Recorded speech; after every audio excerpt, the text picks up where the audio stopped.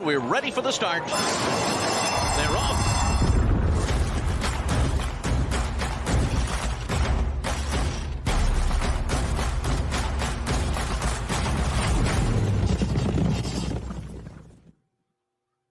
And hello again, everybody. It's the First Call podcast on the air. Express Bet and First Bet representing Travers Weekend. Jeremy Plonk, Jeff Siegel. Jeff, some weekends we've got to kind of strum up the excitement. That is not the case this week. Great weekend of racing, and of course, at Saratoga for Travers, and of course, several other great ones, and good racing out here at Del Mar as well. But most of the attention really will be at Saratoga. A championship should be decided in the 3-year-old division. I would think in the Travers, you've got Grade 1 races like the Sword Dancer, Personal Ensign, the Jerkins, the Forgo. But actually, the really good racing starts tonight at Charlestown. What a great card they have. And including a big race there for older horses. And then, of course, Sunday continues on with a Grade 1 in the Ballerina at Saratoga. So we are loaded. Some of these races obviously going to have short prices. We know that. That's usually what happens. Mm-hmm. But there are others that really, really offer some good gambling opportunities. And we're going to try to dive in and maybe pick a few winners for you. Yeah, let's separate the two, right? There are great betting races and there are great viewing races. And we've got a little bit of both this week. We appreciate all of you who've been listening over the last several years on our audio version of the First Call podcast. You can still get that at all of your normal podcast, iTunes, your Spreaker, all the different places that we normally have our podcast. And we're also streaming through StreamYard. And now you can catch us on YouTube, on the Twitter feeds for Express Bet and First Bet, and of course, a Horse Player Now. So a lot of different ways you can take in the podcast, either audio or during the video version. We're a little bit different than a lot of sports betting podcasts because we actually shave and shower and don't wear baseball caps on backwards during the podcast. So we're different than about 90% of the content out there. But Jeff, let's get into some handicapping this weekend. We're going to start with the Friday action at Charlestown. It's the Charlestown Classic, a $1 million race. It's race 12 of 13 on the card. Charlestown Oaks on the undercard. Several stakes races to take a look at Charlestown, but we're going to focus on the feature, race number 12 at 1 1/8. $1 million Grade 2 event here. 1 1/8 at Charlestown is around 3 turns. They'll start on the back stretch. Of course, it's about a 3/4 of a mile oval there at Charlestown, so the bull ring, as they call it. This will be a 3-turn event, a lap and a half or so. Art Collector won this race last year, goes for back-to-back. Luis Saez in to ride once again. He was aboard last year for trainer Bill Mott when they took down the Charlestown Classic. Been a lighter campaign this year for Art Collector, Jeff. Off the board in the Saudi Cup in a first only start of the spring, and then came back in August to win the Alydar nicely at Saratoga last time out. Let's start with your thoughts on the Charlestown Classic. Well, I have a soft spot in my heart for Mind Control. He's 6 years old. He's won 10 out of 26. He's been around for a long time, and he really rose to the occasion when he won the Salvatore Mile last time out at Monmouth, stretching out to 2 turns. He's run 2 turns well. They just never give him that many opportunities to try it.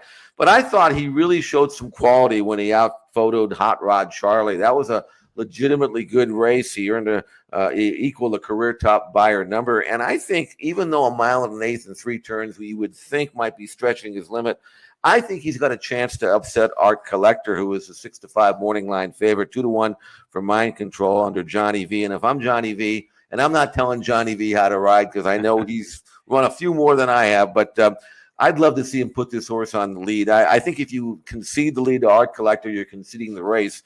Not that Art Collector needs to be in front. He can stalk and win as he did in this race last year.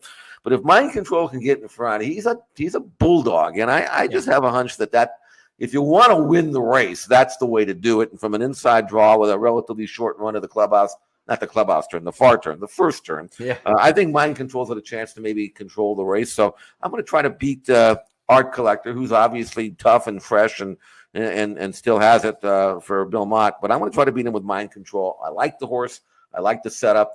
And I think he's proven now at age 6 that he's just not a one-turn horse. If he gets the lead on the inside, as he showed at Monmouth, he's going to be tough. A mile to go. They reach the top of the stretch, and here comes Hot Rod Charlie to the outside of Mind Control, who is a tenacious foe to the inside. Shoulder to shoulder here with a final furlong left to go, and now Hot Rod Charlie lets it out. Mind Control will not give in. Mind Control comes back. Hot Rod Charlie, Mind Control, head and head, nose and nose. Mind Control, Hot Rod Charlie, photo finish. Jeff, we look at the big names, right? Mind Control, Art Collector. You got officiating coming in from out of town for Safi Joseph.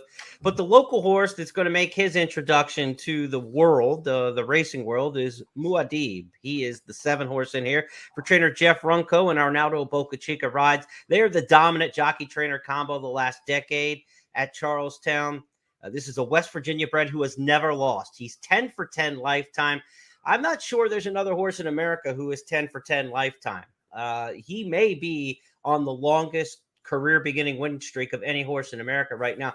He's going to face Open Company. This is a much tougher test, but we've seen Runco. He won the first 2 editions of the Charlestown Classic with Researcher. He won with the West Virginia bred Runnin' to Love You. If there's a local who's going to win, it's Jeff Runco probably in this race taking on the outsiders.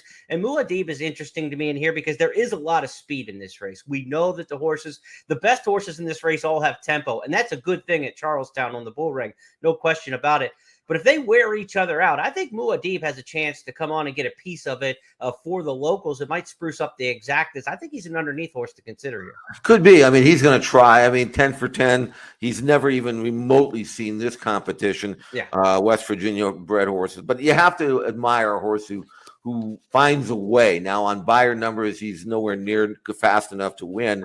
But strange things can happen on a bull ring, and he is obviously not only is he 10 for 10, he's 10 for 10 at Charlestown. So it'll be interesting to see if he can step up to the plate and face this legitimate Grade 1 type of field after beating up on state breds, and it'll be fun to see if he can show that he belongs. But I'm a little skeptical. But could he get a piece of the purse? Of course he could, absolutely. And by the way, nothing wrong with finishing 3rd in $1 million race. No, not at all. And strange things happen at Charlestown, as you say. It used to really be strange at Charlestown when shippers would come in from out of town.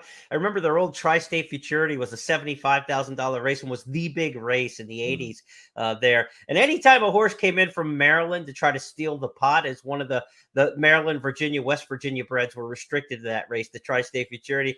Anytime one of the Maryland big horses came in from the city, something weird would happen. And I remember Little Bull John won the Tri-State Futurity one year. He would go on to become a multimillionaire and a great racehorse. His number just started blinking on the board by the time they pulled up and came back to the winner's circle. One of the great phantom disqualifications of all time. It was a little bit different time in racing back then. There's a lot more scrutiny and eyeballs on things with the simulcast audience nationally. But I'll never forget that. Little Bull John DQ'd out of the Tri-State Futurity back in the day. I think we'll see everything on the up and up, though, for the $1 million Charlestown Classic this weekend. Let's go to Saratoga for our next handicapping stop. It will be Travers Day, of course, Saturday at the Spa. And we are going to start with the Forgo is our first stakes race that we look at in race number 5. Stakes action actually gets underway in the Boston Spa in race number 4. That Grade 2 stakes has 3 Chad Brown runners going in it, Technical Analysis, Lamista, and others. But in race number 5, we hit the Grade 1s flying, Jeff. 7 furlong sprint here. And the top sprinter in the country, Jackie's Warrior, last year's champion, has done nothing wrong on the resume so far this year. Is it Jackie's Warrior and a walkover here? Or are we looking at something crazy happening? No, I don't think we're looking at anything crazy. It would be crazy if he loses, and I'm not looking at it. Jackie's Warrior is too good, too consistent. He's won 12 out of 16. He just won the Vanderbilt, a Grade 1 race, and carrying 27. Now he's dropping 3 pounds for this. That's a friendly condition book, and he continues to impress in the morning. You can see him here.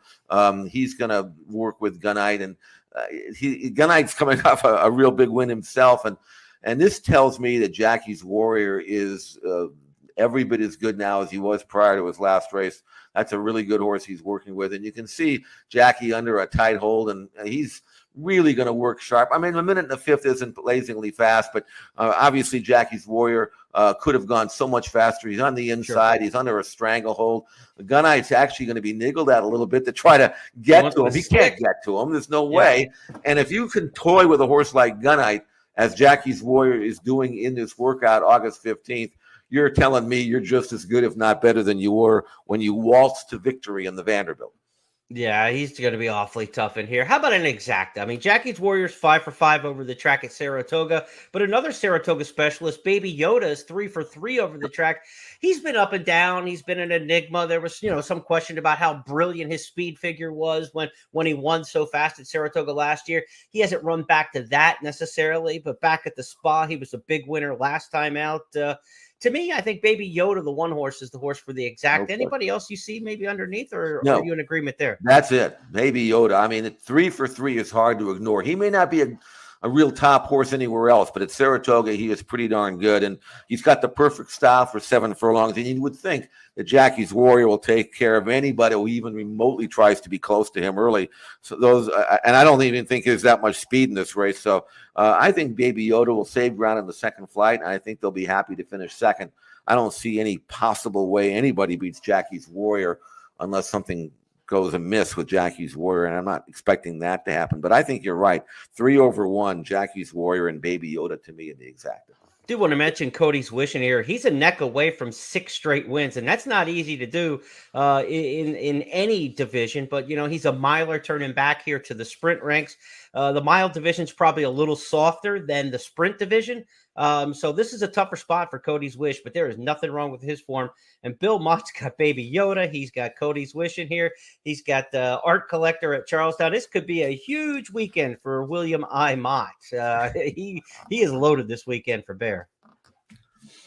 Let's turn our attention next at Saratoga to the H. Allen Jerkins. This is the 7 furlong sprint race, formerly known as the King's Bishop. Of course, King's Bishop, the horse, trained at the end of his career by Allen Jerkins. So the Allen Jerkins Memorial, named for the giant killer who took down Saratoga with Onion. They called him the chief around the racetrack. But Allen Jerkins Memorial, a race named for one of the most respected figures in the training game in the East Coast and nationally.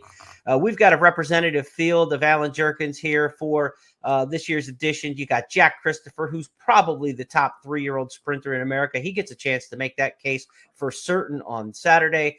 Field in here also includes Gunite, coming off that big win in the Amsterdam last time out, in a tough finish with Accretive. So they rematch. They're the two on the outside. Gunite and Accretive were just a neck apart in the Amsterdam earlier in the meet at Saratoga, Jeff. But they get a tougher customer coming in this time. Can they handle Jack Christopher? Jack Christopher is back what he wants to do around one turn, and he actually ran well in the Haskell. He just found a mile and 8 too far from, which we kind of suspected might be an issue. But he's back around to 7/8, and his win in the Woody Stevens, he won that race by 10, and that race, if repeated here, would win. And in watching him breeze with a nice horse named Key Point, Jack Christopher's on the outside, and he really wants to get it on here. That's not really what the plan was. Chad Brown not wanting him to go too fast. And still 59-4 is really good time on this racetrack at Saratoga. He certainly could have gone faster, but he wants to stay with his workmate Key Point, who's on the inside. And actually, Key Point works pretty well just to stay even with Jack Christopher. But Jack Christopher is just galloping along here, and he's looking like a colt that is ready to get back in action, get back going 7/8.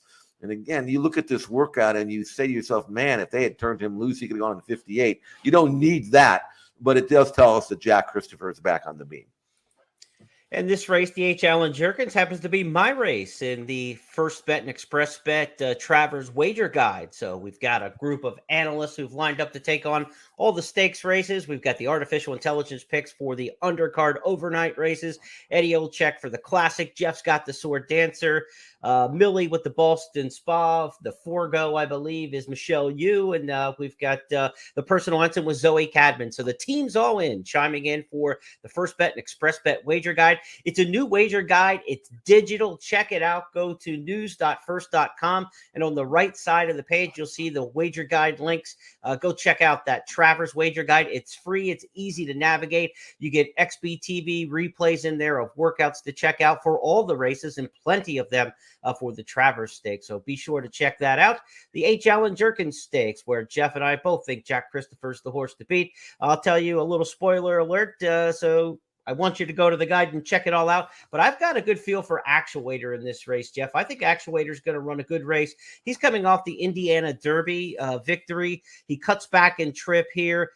The Indiana Derby runner-up has already come back to win the Smarty Jones Stakes this week. Best actor for Brad Cox.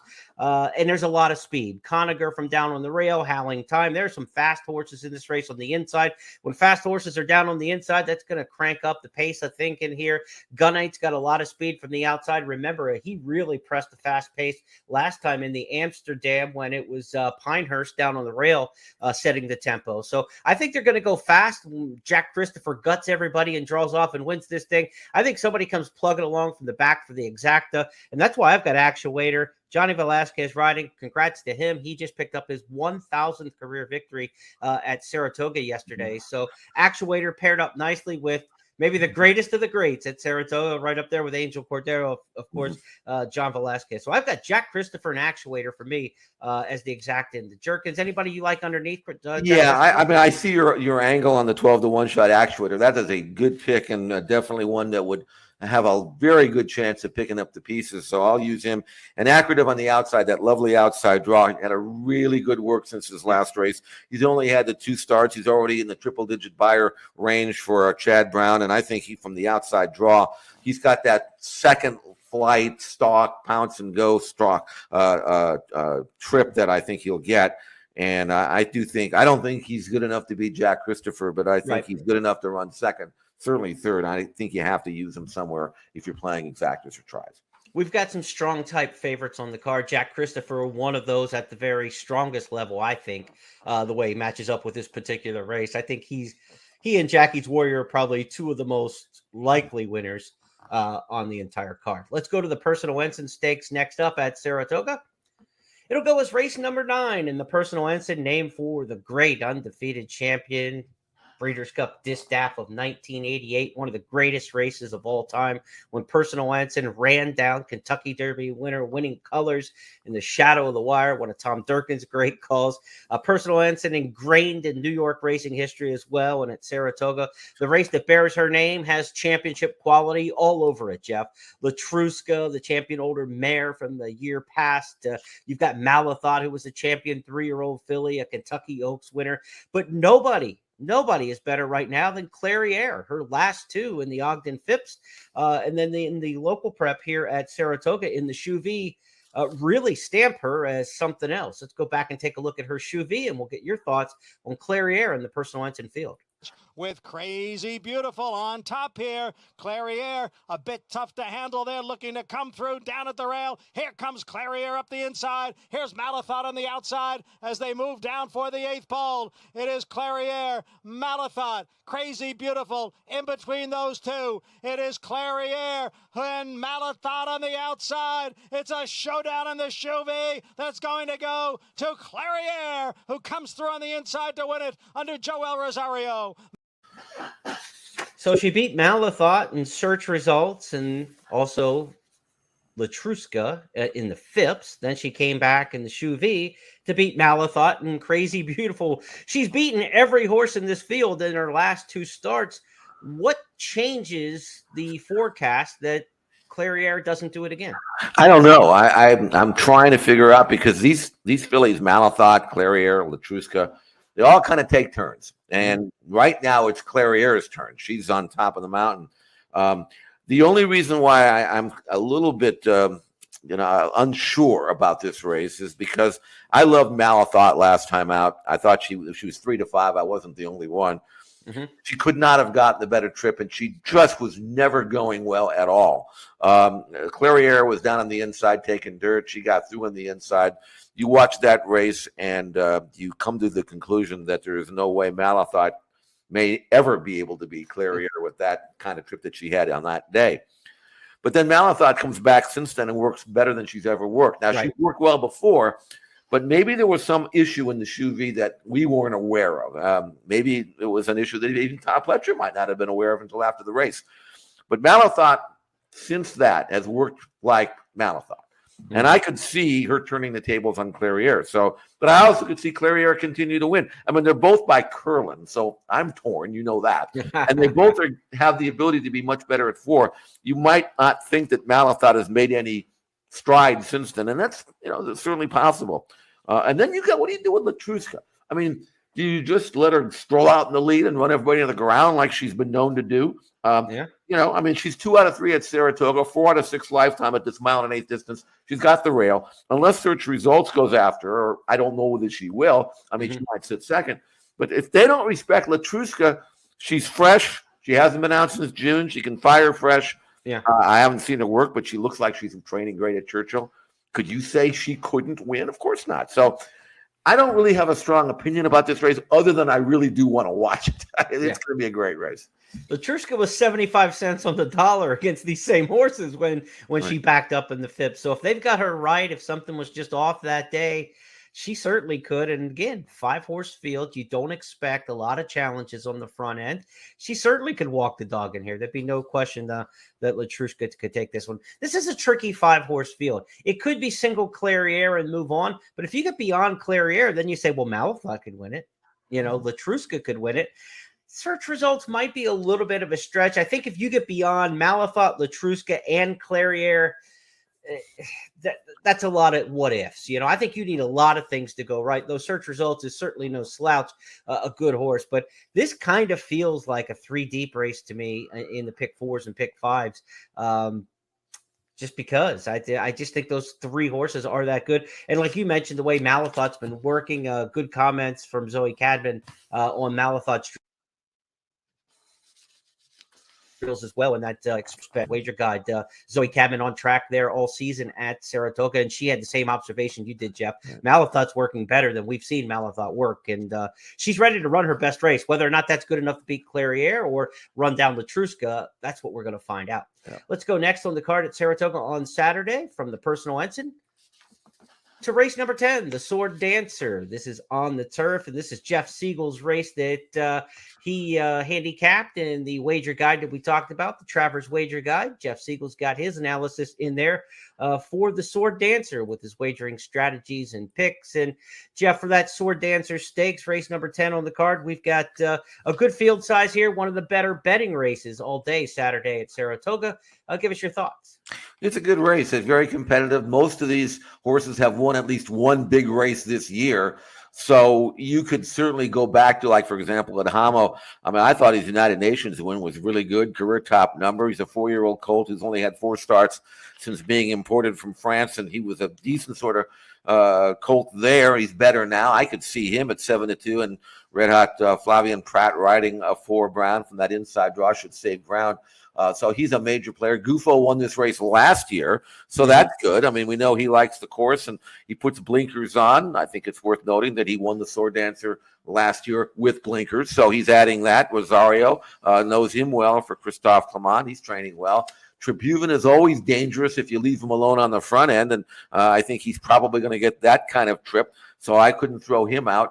But the one that I ended up with is Broom. And Broom is a horse that ran so well on the Breeders' Cup turf in November, beaten the half length, hit the front in the final stages and got worn down late by Yabir, but he certainly ran a winning race in victory.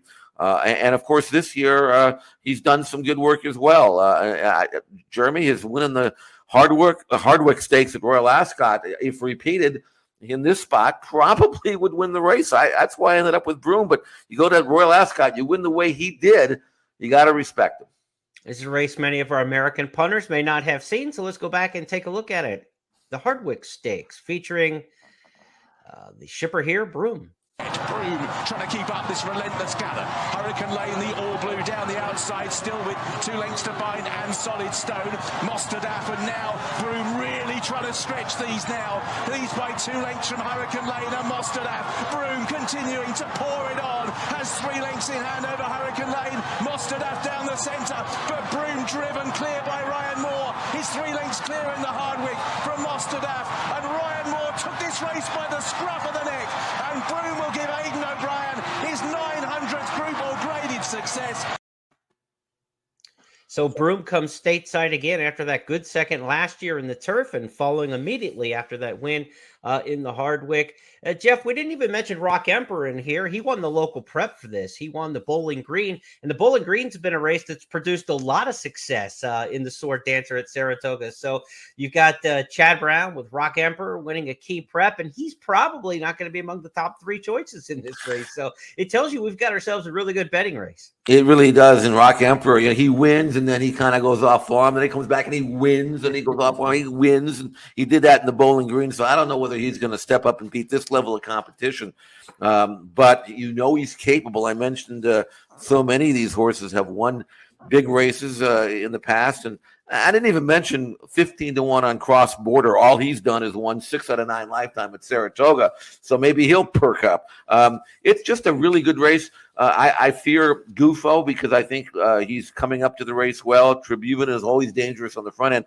But I mentioned Broom because Broom, half the time he doesn't come out of the gate, so you never know where he's going to be in a race. But if he actually leaves with his field, he's got enough tactical speed to lay right into the fray. It says in his last race, 2 races back when he won at Royal Ascot, prominent. He can sit second or third easily, and in a race that probably will be slowly run early from the 3-hole, he could draft in and get a great trip, but he's got to leave the gate, and you never know when he's going to do that. So it's really a good race. It's got meat to it. You're going to get a run for your money, whoever you like, because all of these horses are capable of winning a race like this on their best day. And, of course, that race on the card is the 10th. The Travers would follow in the 11th. They're part of the final 5 on the program Saturday at Saratoga, which means they're part of the Fun in the Sun handicapping contest exclusively at expressbet.com, not on the First Bet app. Play the contest exclusively at ExpressBet. We've got Saturday's final weekend of qualifiers for the Fun in the Sun final table. Weekly and seasonal prizes on the line. The last 5 races at Saratoga, which include several of these stakes races and then 2 overnight races to close the card. Final 5 at Saratoga, first 5 at Del Mar. You make $10 win bets. It's only a $25 entry fee. And Jeff, the top 5 finishers this week will qualify for the final table, which will be a week for Saturday on September 2nd. Only 30 players playing in the final table. And that progressive jackpot that's been building up all season long is now worth more than $16,000 for the final table. So earn one of the 5 remaining spots this weekend for a 30-person handicapping tournament playing for more than $16,000 on September 2nd. It's Fun in the Sun. It's been going on 5 weeks now. This is the 6th and final qualifying week. Again, the top 5 each week comprise the 30-person final table that will come up on Saturday, September 2nd, the final weekend where both Saratoga and Del Mar are running together. Fun in the Sun. Go to expressbet.com, look at the tournament section, and get more information on that. One of 2 handicapping tournaments, too, this weekend. We've got the $1,500 Travers Day Challenge playing just Saratoga. So if you're in the more of the high roller bankroll plays, a live bankroll tournament, the $1,500 buy-in and tournament fee and live bankroll and the $1,500 Travers Challenge that Saturday. If you'd like to try to qualify for that, there's a $100 feeder tournament today on Friday at expressbet.com. Just $100 to play in that feeder tournament for the Travers Challenge. You could win a free spot into the Saturday $1,500 high roller contest. So if you're a tournament player, be sure to get involved. That brings us to our feature race on Saturday at Saratoga, the Travers Stakes. The Midsummer Derby goes as race number 11 at the Spa on Saturday. And, Jeff, the gang's mostly all here. We've got the Kentucky Derby winner, Rich Strike. In fact, the top 3 of the Kentucky Derby with Epicenter and Zandon also following along. We've got the Preakness winner, Early Voting. Now, Todd Pletcher's got a couple absentees in this race, of course. We'd love to see Mo Donegal, the Belmont winner, but he's out injured. And then we also had Todd, who looked like he might have the pick in this race. I know a horse that you liked, but unfortunately was not able to make the gate with that one either. The Dwyer winner, Jeff, 23-length Dwyer winner, and the name escapes me. How is that even possible? Charge it. Charge it. That's it. Yeah, I picked him last week, and then in the original the preliminary guide, and then the day later, maybe I caused it, jinxed him or something. He came up with an abscess foot, so that's too bad. That would have been a really good. I mean, it's a great race as it is, but the championship certainly would have been on the line now. Now, Charge It can come back and get over this and maybe make the Parks race, Pennsylvania Derby, and win that, and then maybe do well on Breeders' Cup Day. Then there's a chance that maybe he could sneak in even no matter what happens here. But Jeremy, Epicenter is 7-5 on the morning line. I know you like him, and there's no reason to think that he will not run his race because he always runs his race. I mean, here's a horse in those last 4 races. 3 of them he's earned 102 Beyer numbers, and the one that he didn't earn a 102 Beyer number was the Derby, and he earned 100. So he's as genuine, as consistent as there is. Now, he hasn't made any quantum leap. I think you are going to get what you're going to get from Epicenter. The pace scenario looks rather soft, so he should get a good trip. And I know you like him, but I don't know whether you like him at 7-5, but he's certainly the one to beat, and he certainly is training well.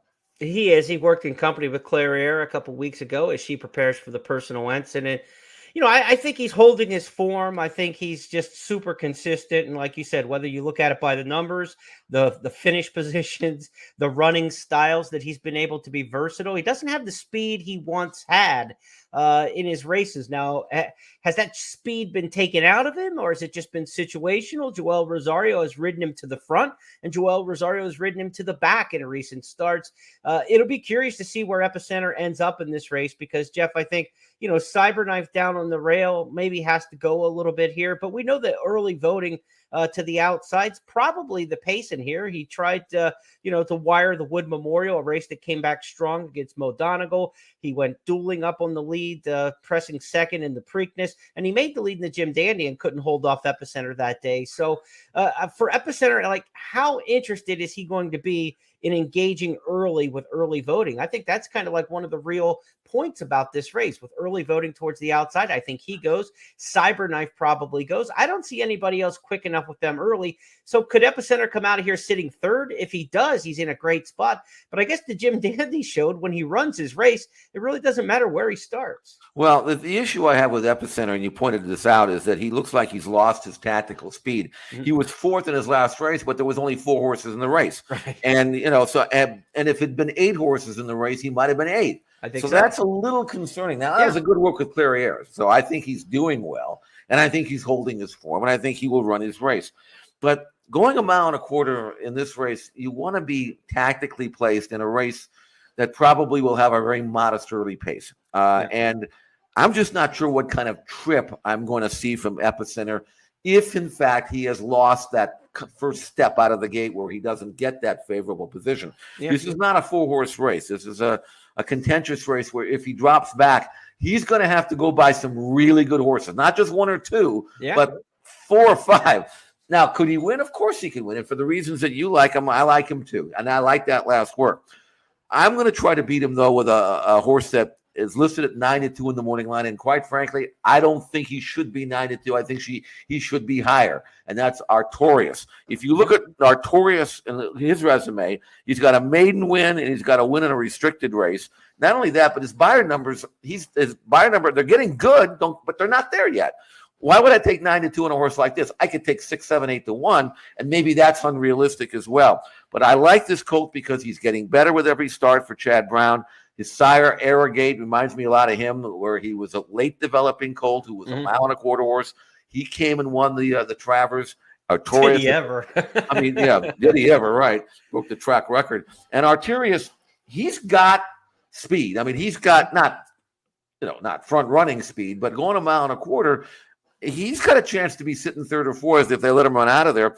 And he has really worked well since that race. I wanted to see him how he was coming out of that last race and whether he was ready to make another move. I think he is. I think he's a 1.25 mile horse. The 47 Breezing Work was in company with Search Results. He is really spot on. And I just wish that the winning line maker had made him a better price. He might be right. Maybe he will be 9-2. Right. But you got Zandon at 5-1, early voting, the Preakness winner at 8-1, the Derby winner, Rich Strike is 10-1, Cybernized at 7-2. I mean, these are all horses that could take some money. Right. But I'm going to gamble on Artorias, and maybe maybe he's good enough. And wouldn't it be funny if he won and threw his hat into the ring in terms of being a champion? Why not? It's just a great race, and I'm just going to gamble on Artorias, and hopefully I get a decent price. Yeah. I mean, you talk about the price, right? You want a little bit more, and I'm the same way with Epicenter. It's 7-5. It's not a bet for me on the nose, obviously. I mean, I don't dip below 2-1 on a win bet for me personally, but I'll use horses like that in the exotics, obviously, sure. and certainly in the multi-race bets. But I'm not super bullish on Epicenter. I just think maybe he's the safe out in here. Like you know what you're going to get from him. Like you said, he will be Epicenter on Saturday. We'll see if somebody's better than Epicenter in the Travers Stakes. Let's give a quick little nod here to Rich Strike. Jeff, what do you think we get from the Kentucky Derby winner in this spot? He's an enigma.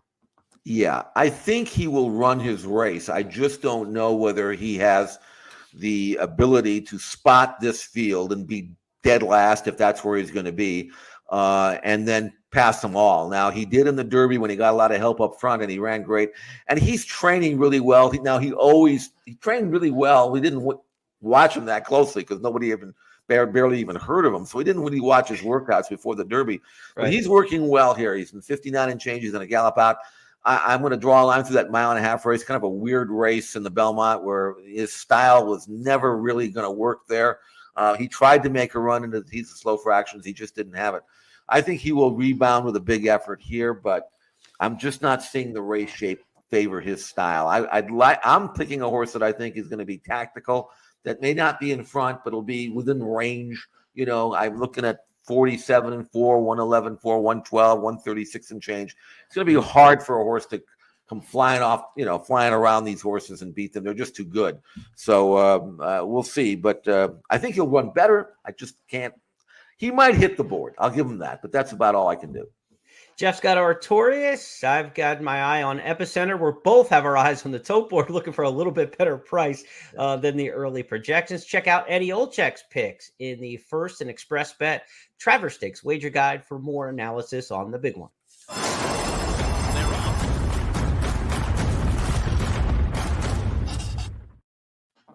Next up on the podcast is the Pat O'Brien Stakes. If you watched basketball during the Bird and Magic era, you think the Pat O'Brien is named for the At the Half guy on CBS. He did all of the halftime shows.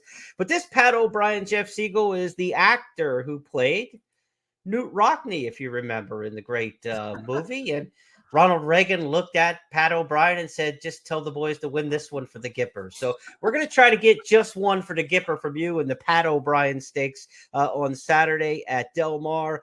These are top sprinters from the West Coast, but there's an interesting entrant from the East. How in the world did we get Speaker's Corner in this one? Good point. This is just a grade 2. I know they were trying to find a grade 1 for him, and of course he won the Carter and going 7/8 of a mile. And then they decided, they being Bill Mott, decided to let's go after the big boys.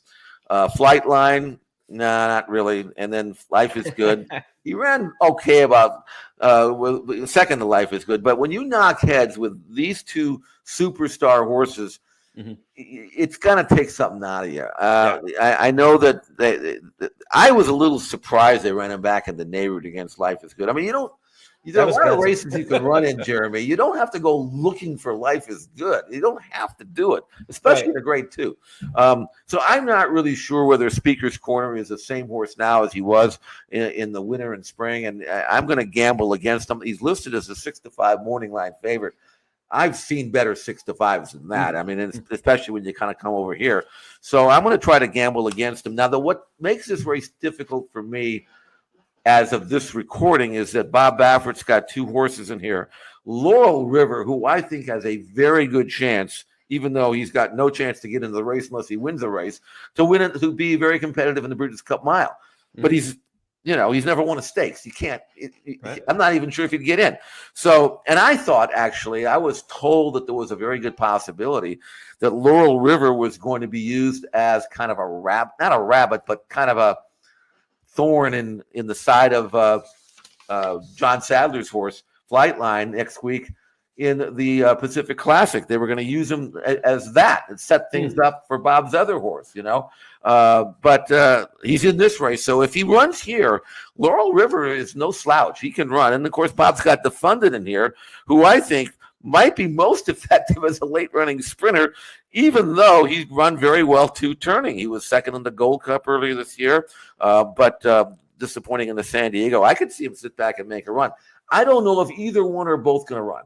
But I can tell you who is going to run, and that is American Theorem. And this is an American feral, a 5-year-old who was really gotten good once the barn, George Papadromo, figured out that he's a one-turn horse. He won the Triple Bend, and then I thought he had a very good chance in the Bing Crosby. He was 7-1 that day, and he ran just as well as I thought he would. Well, you picked him that day, so those are always fun races to watch again. Let's go back and take a look at American Theorem last out. It's American Theorem, the grey, in full flight for the wire. I do believe the rider just dropped his stick, but it's not making any difference. American Theorem striding home strongly. Get Her Number is now chasing from second. American Theorem and Joe Bravo have won the Bing Crosby. Second place will go to Get Her Number. Get Her Number back in here as well. And Get Her Number, stablemate of CZ Rocket, who was the winner of this race in 2020 for Peter Miller. So, Jeff, this is a deep race. Restrained Vengeance was third in the Dirt Mile on Breeders' Cup Day last year. This is a good bunch. The Chosen Brawn is a Calbred, but this was a horse at one point everybody thought was going to be, a really big-time player. And, of course, you mentioned a couple Baffert horses in here. A deep addition, and American Theorem is holding down the home fort, I think, off the last two. You get the Shipper Speaker's Corner. This is a great East-West matchup and one we didn't expect to see. But I guess when Speaker's Corner and Godolphin and Bill Mott were looking at the entry box to run the Forgo, they said Jackie's Warrior's in that race. Maybe we're better off shipping across the country than facing Jackie's Warrior out of our home stall. What a trifecta that would be to face Flightline, Life is Good, and Jackie's Warrior in 3 straight races. So it doesn't get easy here for Speaker's Corner, but I guess in some respect it's a little easier than running a home game against Jackie's Warrior. Well, he's not beating Jackie's Warrior, so this is kind of where he has to be. So it's just a matter of whether he shows up with his best race and whether or not he still has it in him. I mean, there's a reason why owners and trainers, they try not to pitch their horses too high. It's because there's a price to be paid if you go after the best horses and you don't win. It takes something out of these horses. And this horse had it twice, So I don't know what to make of him. I know American Theorem is training well, and he's got 7/8 written all over him. He's run well at the distance, and he obviously likes Del Mar. Got to carry 125 pounds, though. But he just carried 24, so that shouldn't be a problem. Yeah. Just a really good race. And I think correct me if I'm wrong if you can. I believe this might be a win and you're in for the mile. And if that's the case, it's an important race because winning a race like that with those fees paid, it's worth a lot of money, not to mention what the black type will do for you. So really, really good race at Del Mar. You talk about you rack up against really good horses over and over again and the effect that it has on them. I remember talking with Steve Asmussen one time and he quoted, I think it's kind of a racetrack backstretch Saul, not something original from him, but he said, we get paid for what we do, but we pay for what we do. Yeah. And so you can run in these big races and get paid when it works out, but you pay the price for it over time. And these horses are kind of like, they start here and then there's a little bit of a down and a down and a down sometimes when they go through the rigors of these big races. So we'll see if Speaker's Corner has a rebound in him to the winner's circle or if he pays the price for those last 2 matchups against superstars. Speaking of superstars, we've got a race on Sunday featuring last year's Breeders' Cup Filly and Mare Sprint winner, CC. It's the Ballerina Stakes, race number 9 on the card. Sunday at the Spa. And Jeff, we talk about the good races across the country on Saturday. this was not taking too many back seats. Look, last year's Breeders' Cup Filly Mare Sprint only went with, 4 or 5 horses, and Gamine was a big favorite, and Cece took her down. I'm not so sure this isn't a better race than last year's Breeders' Cup Filly and Mare Sprint. This is a good bunch. Cece, Bill Mott's got 3 in here. What a week for Bill Mott. I mean, his barn's got to be empty. They're out they're all walking right now and preparing for a race. There can't be anybody in their stalls. You got Bella Sofia trying to turn around just a wretched meet for Rudy Rodriguez. He was 2 for 70 coming into this week's racing at Saratoga, but his stable star looks to be in fine fettle. Travel Column's a good one, and Goodnight Olive is a rising star for trainer Chad Brown. This is a really good addition to the Ballerina, Jeff. It is, and CC, of course, has got the credentials to win. And I thought her win in the Princess Rooney was spectacular. It equaled a career top number, but she did it the proper way. And boy, did she have a ton left in the tank. And I would think that if CC would have run back to that race in the Princess Rooney at Gulfstream back in early July, she's going to be hard to beat. Let's go to Gulfstream and check that one out with Pete Aiello. CC starts to hit high gear, and she's out in the center and on to take a clear lead. Spirit Wind is back to second. Make Mischief and Glass Ceiling are next, but with an 1/8 of a mile to go, she's back in South Florida and on her way back to the Breeders' Cup. Here's 2 Princess Roonies. Here's CC in front and striding clear. She won by 6.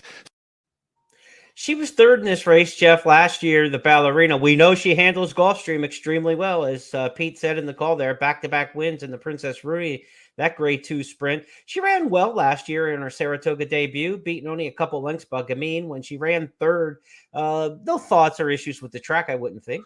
Well, yes, technically, I mean, if you look at the form, you would come to that conclusion. And you may very well be right, because when you consider who she was running with and the 98 buyer number that she earned when she was 3rd in the Ballerina last year with what she was earning there. But I thought she ran below form, so that's my only concern, is maybe she didn't quite run as well at Saratoga last year following her Ballerina win and that I thought. So hopefully she can leave that form behind. And I think she can, based on this recent work at Del Mar, 59-3. She's inside of an older horse, Chargers Drop, who's not a stake horse or anything like that, but he's a decent sort of hard-knocking horse. Mm-hmm. And the way CC is just kind of going to be toying with him here, she's on the inside. Looks like maybe she's getting a little outrun. Not really, because she's just kind of coasting along, and Jock Terpstor just a little bit at the furlong pole, and she's going to lengthen out really nicely. And even though she's never really being asked at any stage, she's just kind of breezing along. Still a good work, good time, and that tells me that CC is spot on. And again, my only concern is that she didn't quite run as well in the Ballerina last year at Saratoga, which was her only start at Saratoga, that I thought. But maybe this is an easier field. I don't know if it is or not. But I'm just hopeful that CC can win this race, and because based on the way she's working, she's certainly everybody as good as she was last year when she won the Breeders' Cup Filly and Mare Sprint. And what do you make of Goodnight Olive? She's won 4 in a row. She's a length and a half away from being undefeated. You like Chad Brown with the class riser in the Travers with Artorias. Not everything is scenario-based. Races are races, and you handicap differently. But Goodnight Olive has a little bit of that same profile of Artorias in that she's an up-and-comer, and this is her splash race to see where she belongs. Love the draw outside. She's coming back in 3 weeks, but she's never really been tested yet. This is a considerable step up in class, and we'll see if she's up to it. The last time she ran, they didn't even clock the race, so who knows how fast she ran. No buyer number, no time, but she did it the right way, and she's got that perfect style for 7 furlongs. But having said that, there are some salty professional racehorses in here. I mean, Lady Rocket is back in winning form. Obligatory has got, she's always tough and always a late threat. And Caramel Swirl is freshened since May, but she's got rising numbers and a perfect 1-for-1 at Saratoga. So, I mean, I'm going to go with the proven element here in CC, but I can tell you, CC better bring her A game, because there are a number of fillies in here that are capable of running with her and beating her if she doesn't. Be sure to check out all the workouts at XBTV, see how these fillies are training going into the Ballerina, and all the workers going towards this weekend's big cards at certainly at Saratoga for Travers Day Saturday, and around the country with the big races at Del Mar as well. The Rancho Bernardo will be Sunday in the Filly Mare Sprint division as well at Del Mar. review the races we went over on the podcast at Charlestown on Friday night. It's the Charlestown Classic, and Jeff's looking for mind control in that one. $10 money back special when you bet any of the races Friday night at Charlestown in the Charlestown Classic card. Full card, $10 money back special. That means if your win bets finish second or third, you get up to $10 back. If you bet 50 on them to win, you'll get 10 back. If you bet 8 on them, you'll get 8 back, but up to $10 money back special if your win bets finish second or third. That's on the entire card tonight, Friday night at Charlestown. Saturday's action at Saratoga included the Forgo, the Jerkins, the Personal Ensign, the Sword Dancer, and the Travers that we reviewed. There's $25,000 in hit and split promotions on pick 4s and pick 5s throughout the card when you bet with First Bet and Express Bet. That means if you take down a pick 4 or a pick 5, there's a good chance not only will you get the pari-mutuel money, you'll split your share of up to $25,000 in hit and split promotions on the various bets throughout the course of the day at Saratoga. And, of course, Saturday at Saratoga, want to remind you, it's the final weekend for Fun in the Sun, the handicapping contest. Last 5 races on the card at Saratoga. First 5 races on the card at Del Mar are the Fun in the Sun qualifying races. Again, you play this week for weekly prizes. The top 5 this week will qualify for next Saturday's final table with more than $16,000 already in the progressive jackpot to be played for next week. And only 30 players will be involved in that tournament next week. Try to get one of those final 5 spots this weekend. And if you want to play the bigger, higher roller tournaments, we've got a $1,500 live money contest, the Travers Day Challenge at expressbet.com on Saturday as well. And we've got the Pat O'Brien at Del Mar that we took a look at, where American Theorem is going to try to pay Jeff for the second time this summer. 7-1 last time. We'll see what kind of price American Theorem offers in that head-to-head matchup with Speaker's Corner. And then the Ballerina with CC, the defending Sprint Filly and Breeders' Cup Filly and Mare Sprint champion. She's back in action.